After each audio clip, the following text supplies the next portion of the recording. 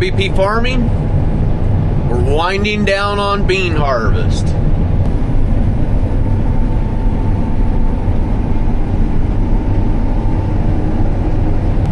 Made a lot of sense for Brian and the 680 just to stay home and get our corn program started. I think by the time this combine gets home, they possibly could have 100 acres done. If not, they'll have definitely have 60 to 80 of it done. Productivity to the max, guys. We've never had these kind of options. We've got 2 machines. We're spread out. One machine had to set a little bit, so he focused on the other one. Now, rather than be stuck up here, we've been working where there was no rain with the other one, so the rain didn't shut anything down. It just gave us some moisture for the beans, which is money in the bank.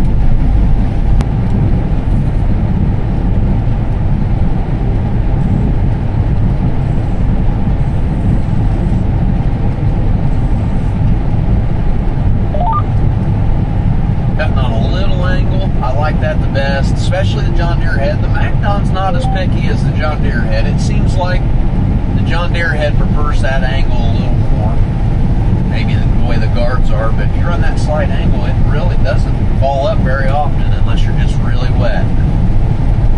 Really like the way the Deere head feeds, but overall we're happy with both our heads. They've done a great job for us this fall.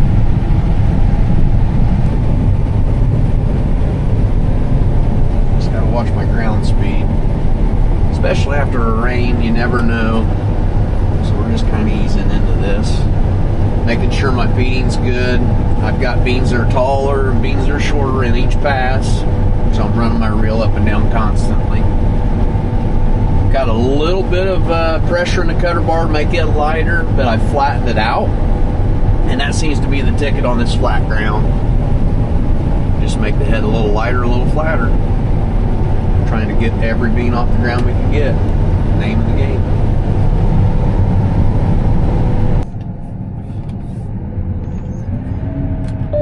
Brent, Noah just got here. Brent's going to grain cart with me here in a minute. They're just kind of getting moved in. We're right on top of them. Beans are just near perfect. They're cutting better by the minute.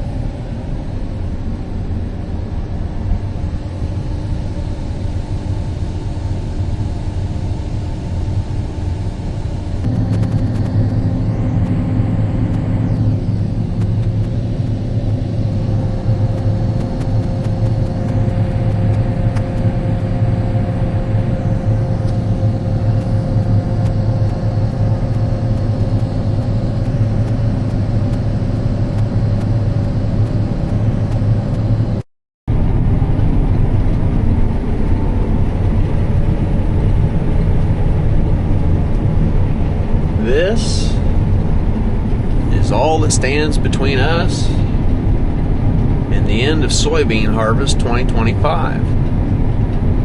The field's got 5/8 mile long rows. It's our longest. Noah and Brennan have 2 more loads that go to ADM.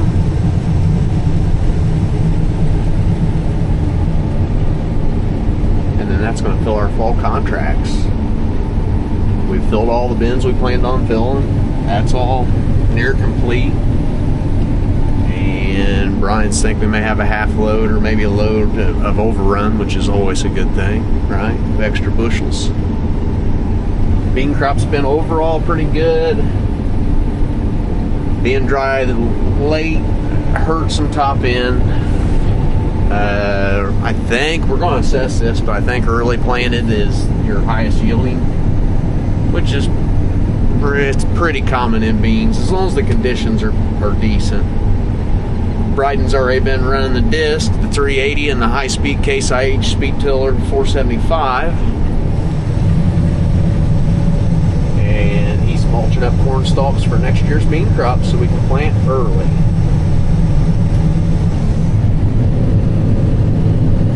Beans are running 12.5 to 13%.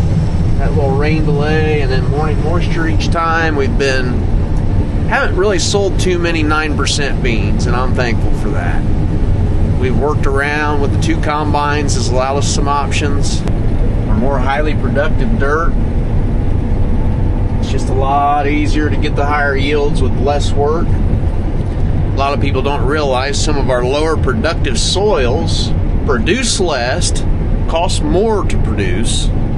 So in the end, you're double whammied. You'll put more money into growing a 50 bushel bean somewhere, and you'll go to another place and not do much and grow a 70 bushel bean. And it's very dependent on soil type, and certain areas just grow better than others. And we're thankful we are in all of the different areas. We have a little bit of everything. A little bit of everything. This is a nice flat one. We don't have many.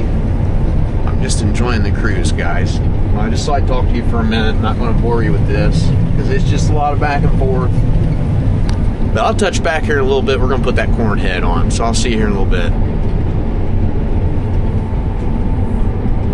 There's Victory right over there. I see it. To switch to corn, we have a few minor things we do. We mainly would go into our harvest settings right here. We're going to change our threshing clearance, our threshing speed. I'll have to put the rotor in low in the back, chopper in low in the back, pull my stationary knives, open my little door in the back. But the rest of it's right here. We'll adjust our screens, our fan, and after we get that rotor in low gear, we'll adjust our threshing speed. Noah's got a green tee for me. And he pulled over here because the wind's blowing that way. You can tell we've been working together for a little while. That's just smart thinking. I told him he drove on by because of the wind. I was like, he's been working with me a few years. He just drove by because of the wind. That's exactly why. Hey, are we going to put the corn head on and stay up here? Or are we just going to on and stay up here? Okay. Beep. We'll go dump 2 trucks back at the farm. Yep. You'll go down and start shelling and see what moisture looks like. Pretty excited to get started on corn. See what we got. Brian ran a field that was 245. Our first plant did 245, guys. I can't believe that. It's right off the scales. It went straight to pull it out of the field.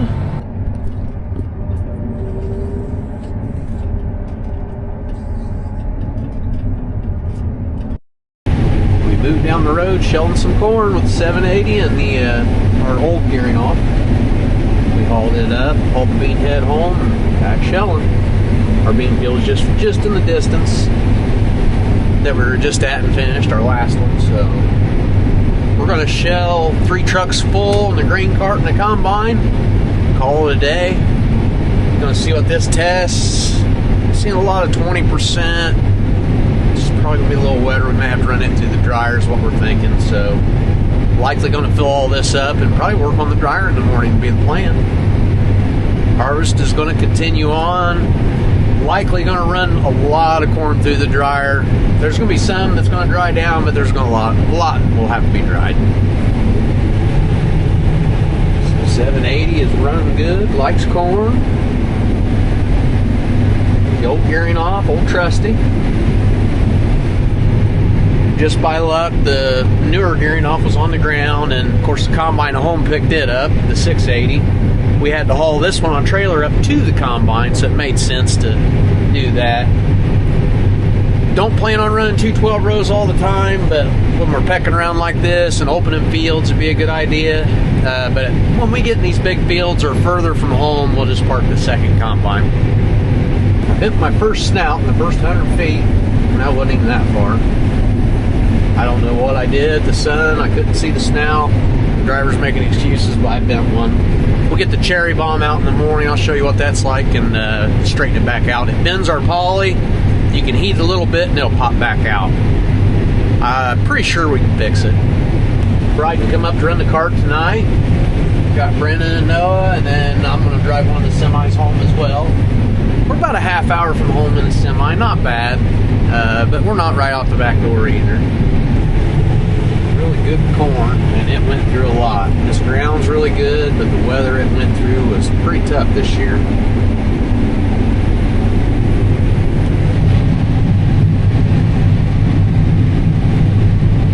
I jammed a bunch of weeds on the head, and the guys are helping me out. Kind of a slow start, guys. Brendan says, hey, we're all fixed. He's like, hurry up.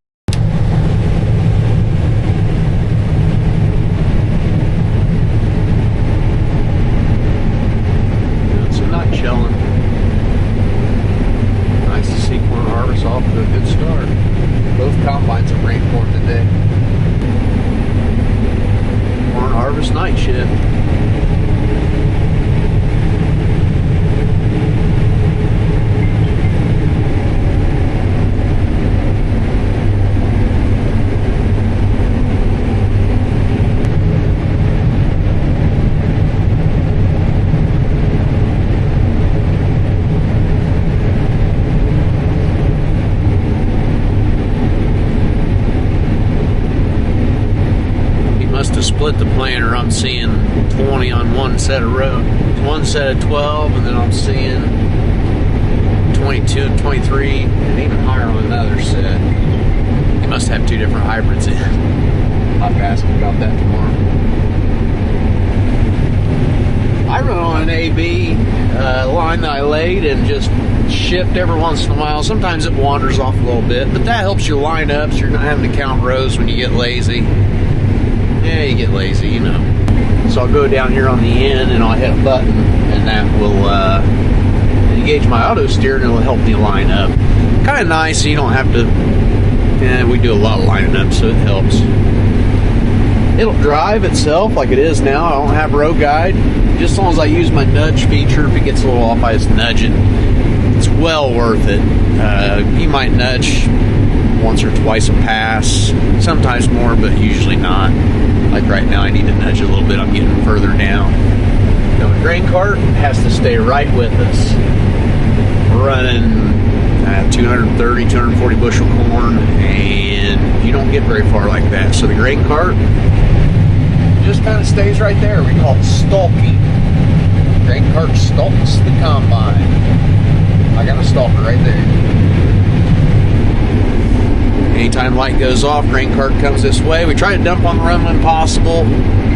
First night, I've dumped a couple times looking at things, but as soon as we get rolling, I'm not going to stop. We're going to dump on the run. We do end rows, we do corn. Anywhere we go, we dump on the run. Keep the combine moving, makes the bushels flow. You get a lot done that way.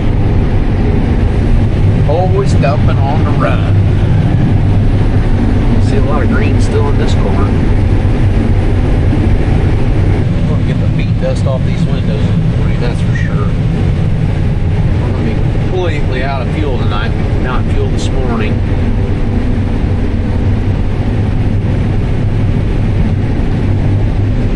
I'm going to clean my cameras too, can't see anything. This is what's wild, guys. Look how fast it's shoveling it in while we're shoveling it out.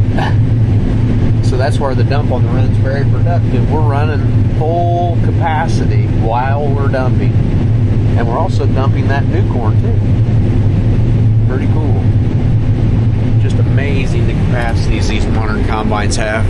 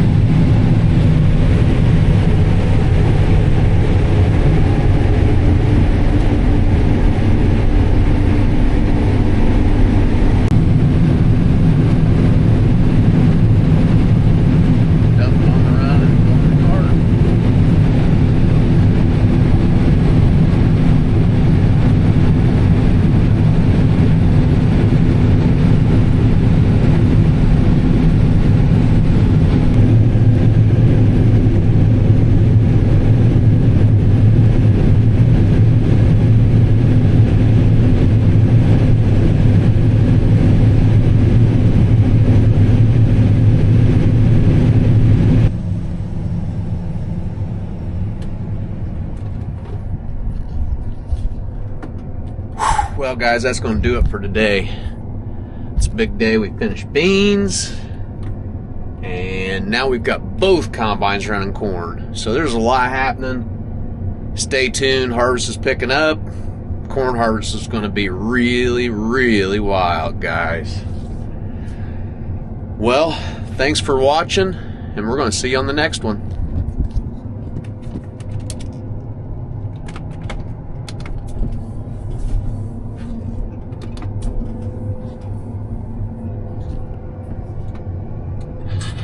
Hey, there's another semi on the cart. I'm getting on the road. Sounds like a good idea to me. Good night, guys.